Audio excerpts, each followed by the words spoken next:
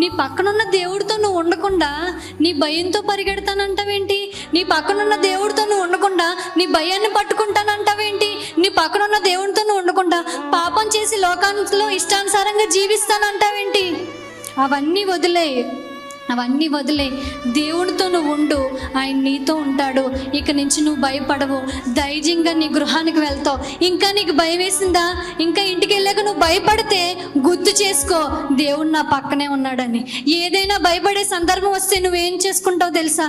దేవుడు నా పక్కన ఉన్నాను అన్నాడు కదా, నేను ఎందుకు భయపడాలి? సాతాను చెప్తా ఉంటుంది, భయపడతా ఉంటుంది. నువ్వు సాతాను మాటలు వినకూడదు. వాడు అలాగే మాట్లాడుతూ ఉంటాడు. నిన్నెప్పుడు భయపట్టి నిన్నెప్పుడు కృంగదిద్దామని చూస్తూ ఉంటాడు.